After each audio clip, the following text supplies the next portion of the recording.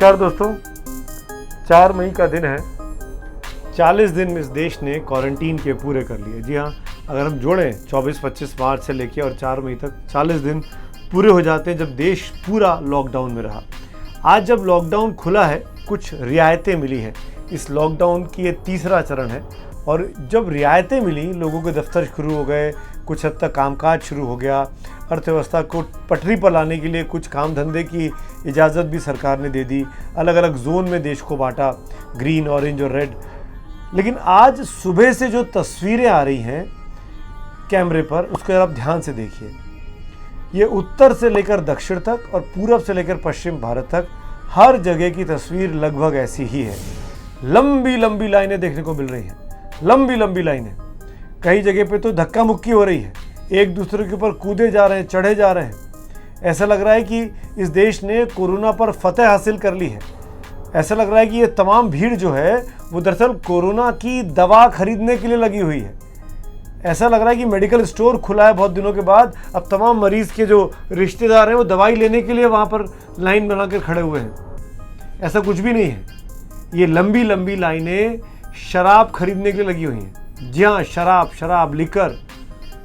वो शराब जो बीते 40 दिनों से देश में नहीं मिल पा रही थी या नहीं मिल रही थी, उसको लेने के लिए जैसे ही रियायतें मिली, आप देखिए सुबह 8 बजे से शराब की दुकानों के आगे पहले दर्जनों, फिर सैकड़ों, फिर हज़ारों लोगों की भीड़ लग गई और भीड़ खत्म होने का नाम नहीं ले रही है।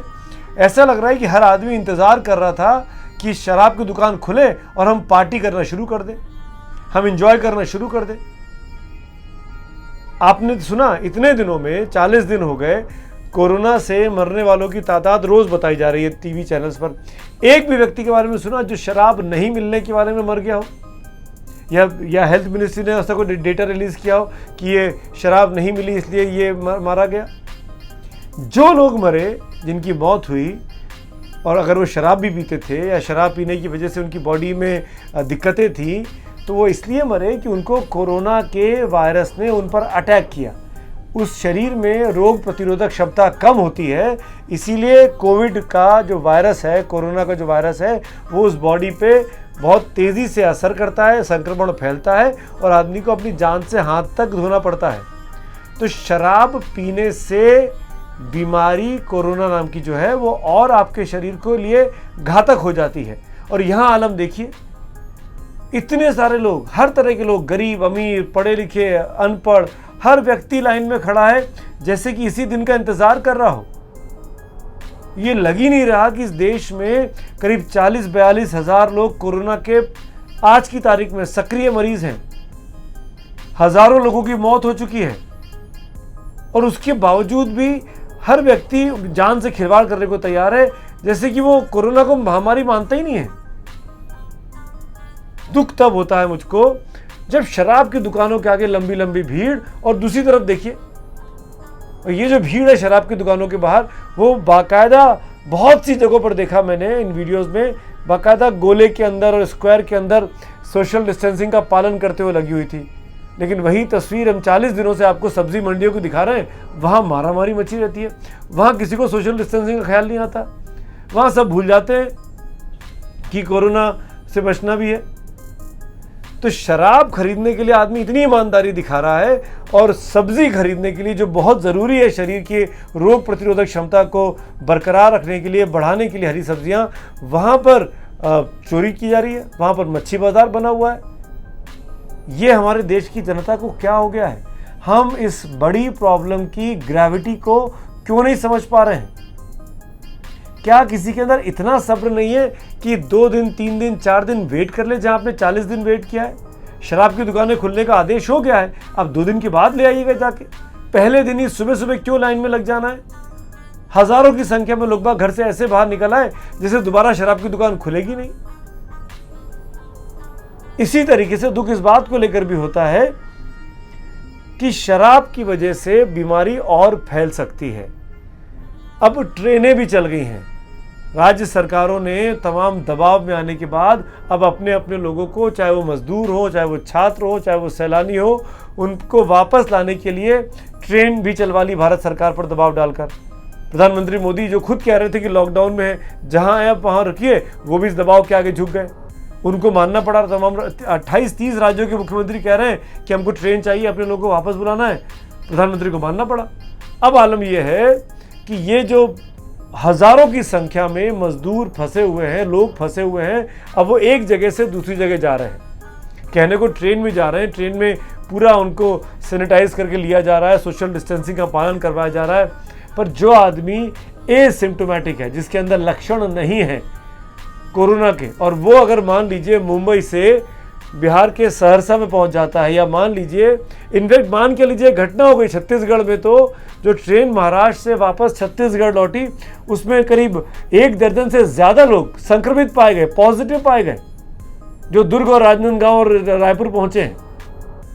तो अब देखिए, जो बीमारी हवाई जहाज से विदेशों से दिल्ली मुंबई जैसे बड़े शहरों में आ रही थी, वो अब इन ट्रेनों की चलने की वजह से, बसों के चलने की वजह से अब वो आपके गांव कस्बे तक पहुंच रही है। और यही बीमारी को फैलाने का काम आपके गांव कस्बे में खुली शराब की दुकानें कर सकती हैं। प्रॉब्लम बहुत बड़ी हो गई है। जिस प्रॉब्लम को 40 दिनों में हमने एक जगह पे कंटेन कर लिया था, अलग अलग कंटेनमेंट जोन बनाकर, रेड जोन बना के, हॉटस्पॉट बनाकर, वो अब छितर गया है, वो अब फैल रहा है, वो अब संक्रमण तेजी से फैलने का खतरा बढ़ गया है। अब असली चुनौती है अगले 2 महीने 3 महीने इस देश के लिए, इस देश की तमाम सरकारों को लिए, दिल्ली में बैठी नरेंद्र मोदी सरकार से लेकर तमाम राज्यों के मुख्यमंत्रियों के लिए असली चुनौती का वक्त आया है। अब जब संक्रमण फैल चुका है, आपको नहीं पता कि आप जिस बाजार में, जिस दुकान में जाकर आप मिठाई खरीद रहे हैं या सब्जी खरीद रहे हैं या दवाई खरीद रहे हैं, उस दुकान के काउंटर पर कोई और आदमी आया था जो एसिम्प्टोमेटिक था, जिसने वहाँ पर कोरोना का वायरस छोड़ दिया है, और जो गलती से आप अपने हाथ में लेकर अपने घर पहुँच जाते हैं। अब आपके लिए असली चुनौती है दोस्तों, इस बीमारी को अगर आप घर के बाहर निकल रहे हैं तो घर के अंदर कोरोना को लेकर नहीं आना है। जो लगातार एबीपी न्यूज़ और मैं आपसे कहता आ रहा हूं बीते करीब 40, 45, 50 दिनों से, उसी बात को अब अमल में लाने का असली वक्त है। हाथ धोते रहिए, 20 सेकंड तक हाथ धोना है, साबुन से हाथ धोना है, गुनगुने पानी का इस्तेमाल करना है, सोशल डिस्टेंसिंग का पालन करना है, और मैं आज भी ये कहूँगा कि ज़रूरत ना हो तो घर से बाहर ना निकलें, अभी भी घर में रहें। बीमारी के आंकड़े रोज़ बढ़ रहे हैं। बीते 3 दिनों से हिंदुस्तान में जो कोरोना के मरीज़ हैं उनकी संख्या 2000 के ऊपर आ रही है, वरना ये संख्या 1500, 1600, 1700 आती थी। बीते 3 दिनों से संख्या में मरीजों की इजाफा हो रहा है, और ये चिंता का विषय है। और ये चिंता इसलिए भी मेरी है कि अब गांव तक, आपके छोटे शहरों कस्बों तक ये बीमारी पसर रही है, फैल रही है। शराब की दुकानें उस पर करेला और नीम चढ़ा का काम कर रही हैं, उस बीमारी को फैलाने में और काम कर सकती हैं। और जैसे कि ऑरेंज जोन और ग्रीन जोन में सलून खोलने की बात कर दी गई है, स्पा खोलने की बात कर दी गई है, ये दूसरा बड़ी वजह बन सकती हैं कोरोना को फैलने की। क्योंकि कौन कितना संक्रमित है मैं भी नहीं जानता, आप भी नहीं जानते, किसी के चेहरे पे नहीं लिखा कि वो बीमारी का विषाणु, बीमारी का वायरस लेकर चल रहा है या नहीं चल रहा है। तो अब मैं अपील करना चाहूँगा तमाम डीएम से, तमाम राज्य सरकारों से, तमाम मुख्यमंत्रियों से, तमाम केंद्रीय मंत्रियों से और प्रधानमंत्री से इस देश के, कि आपको अब कड़ाई से पालन करवाना है। लॉकडाउन खुलना ज़रूरी है, मैं समझता हूँ अर्थव्यवस्था के लिए, लेकिन लॉकडाउन में जो नियम हैं उनका कड़ाई से पालन होना भी उतना ही ज़रूरी है, वरना ये बीमारी घर घर तक फैल जाएगी।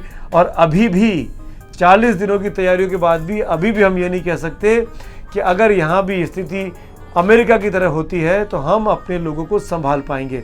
अस्पतालों में अभी भी पूरी तरीके से उपकरण नहीं है, पीपीई किट की आज भी कमी है, वेंटिलेटर्स आज भी उतनी संख्या में नहीं है, डॉक्टर्स और नर्सेज जो हेल्थ स्टाफ है उनमें भी फटीग फैक्टर आ गया है। खासकर वो डॉक्टर्स जो कोरोना के इलाज में लगे हुए हैं, वो थकने लगे हैं, उनको आराम चाहिए। वो लगातार कोरोना का इलाज कर करके, कोरोना के बारे में सुन के वो उनके अंदर भी अब इरिटेशन आ रहा है, फ्रस्ट्रेशन आ रहा है। तो ये अब असली चुनौती का वक्त आया है। अब हमको धैर्य दिखाना है, अब हमको ये बात करनी है कि इस बीमारी को आगे ना फैलाएं। और आखिर में एक बात और कहना चाहूँगा, रेलवे के रेलवे के ज़रिए जो मज़दूरों को लेकर राजनीति चल रही है, मैं देश की तमाम बड़ी पार्टियों से, कांग्रेस से और भाजपा से ये कहना चाहूँगा, इस मामले पे तो राजनीति मत करिए। बख्श दीजिए देश के लोगों को, गरीब लोगों को। और ये हर राज्य सरकार का दायित्व है। मुझे बोलने की ज़रूरत नहीं है, ना सोनिया गांधी को याद दिलाने की ज़रूरत है कि जो गरीब फंसे हुए लोग हैं, जो 35-40 दिनों से अपनी एक वक्त की रोटी का इंतज़ाम नहीं कर पाए हैं, उनके लिए किराया देना, भले ही 100 रुपये, भले ही 200 रुपये नहीं दे सकते हैं। तो ये काम है सरकारों का, पहले केंद्र की सरकार का और फिर राज्य की सरकार का, कि इन गरीब लोगों से किराया ना लिया जाए।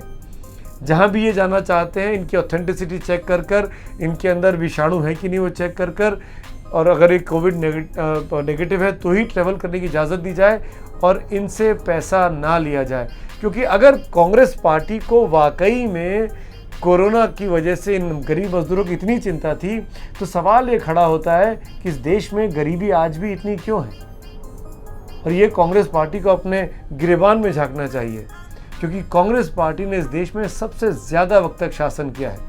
अगर गरीबी नहीं होती, गरीबी ख़त्म हो गई होती, तो आज ये स्थिति खड़ी नहीं होती कि किसी को ये कहना पड़ता कि इस गरीब से किराया लिया जाए।